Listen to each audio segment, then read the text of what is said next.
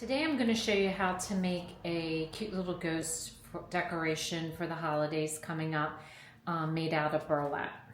So to get started on this craft, you'll need a piece of burlap, a stencil, which I'll explain how I did it, some scrap ribbon for the bow, some black felt, and I also used, you could use black felt for both, but I also used the glitter foam for the bow. Some puffy paint, I'm using a pearl, but you could just use white, and some twine, and a sewing machine, and a thick Sharpie marker, some fabric scissors, and some regular scissors. So the first thing I did is I always like to make stencils. So the first thing I did was just made a ghost stencil on a piece of cardboard paper, and I just hand drew it. And how I do it is I'll draw it with hand, and then I will fold it in half because I always like to make it even. So this was my hand drawing here. So you'll see what I do is I cut half of it out, and then I make sure that it's even, and I just trace it on the other side with a pencil, and then when I open it, I cut the other side. So that way, that's how you get a nice even stencil. Then I did the same thing for the eyes. I just cut half of an oval, cut it, folded it in half, drew the other half, and that way you get a nice even oval. And then I used a circle. I just found something in the house that was round, and just use that as my stencil. So you'll need a stencil for the eye, a stencil for the mouth, and then I went on Word and I just typed out boo and I enlarged it. I think it was like 150%. And I found a script that you'll see you cut it out, so you don't have to worry about cutting that interior hole because it's separated. So it makes it very easy to cut these stencils out. So I looked for a script where I could easily cut the center out without having to use like an X-Acto knife or anything. And same with the bee, it just made it real easy to do that. So I have the boo stencil, the mouth, the two eyes, and the body. So the first thing you want to do is take your body. Now, this is a single layer. I couldn't decide whether I wanted a single layer or a double layer. So I'm going to show you, this is the difference, the double layer. The double layer is a little bit sturdier. So I would recommend, if you have enough fabric, if I had to do it over again, I would probably do a double layer. But I'll show you how I made this one. In a double layer, you just do two.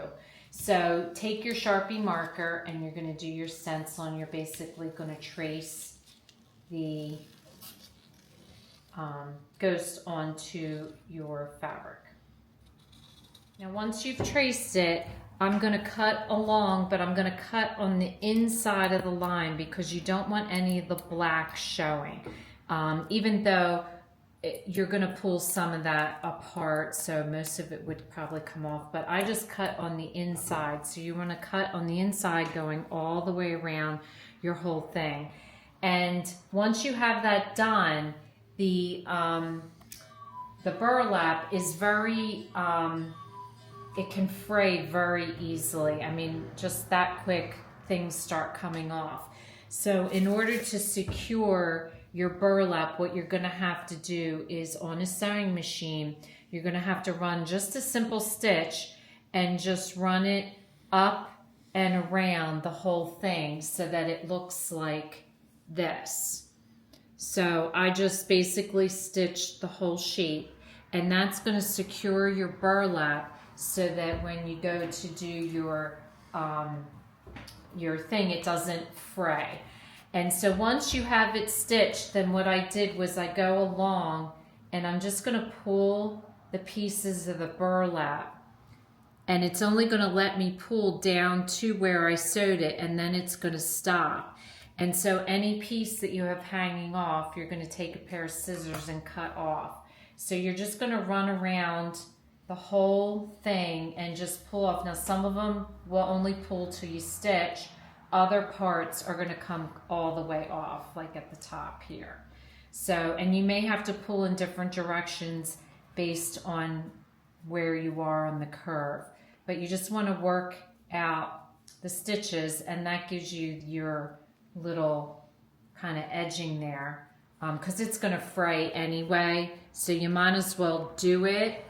And then that way you see all these extras. You just want to take your scissors and just trim along and kind of give it a haircut and trim it along the edge, and do that all the way around.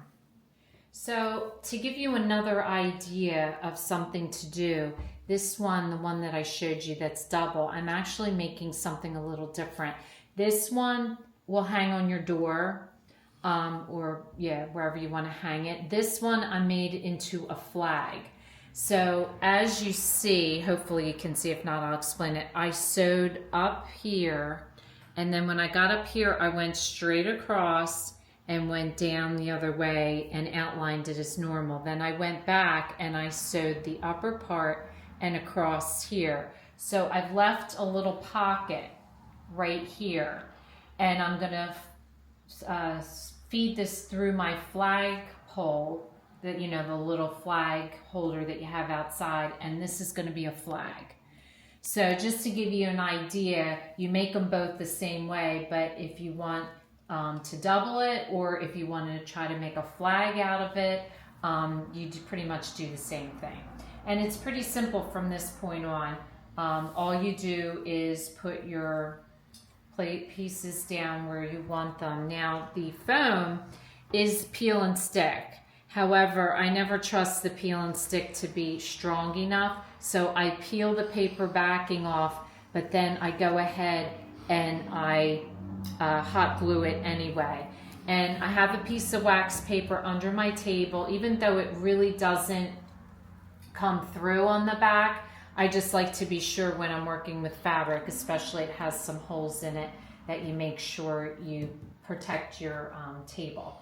So what I'm going to do now is I'm going to put a good amount of hot glue on all the pieces, the eyes, the mouth, and the boo. So the next step is to take your puffy paint and to do the highlights on the eye. So I'm doing an oval at the top, and then I'm going to do a smaller dot at the bottom going across like that.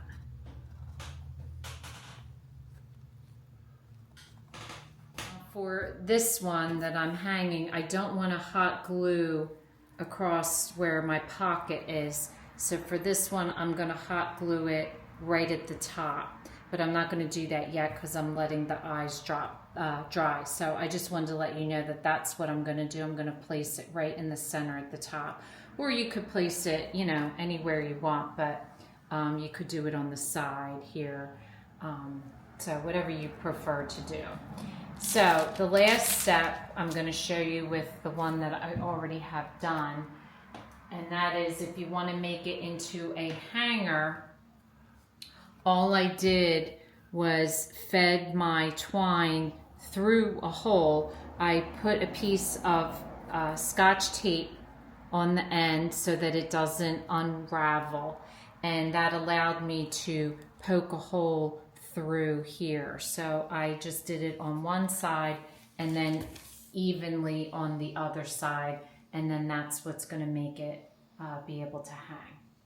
So hopefully you enjoy making this. Please leave me a message below. Let me know if you made the door hanger or if you made the flag hanger. Either way, I think it really turned out cute. So if this is your first time watching, welcome. And please don't forget to subscribe. If you want to receive future notification of posts, hit the bell. And if you like this video, please give us a thumbs up. Thanks for watching, and we'll see you again soon.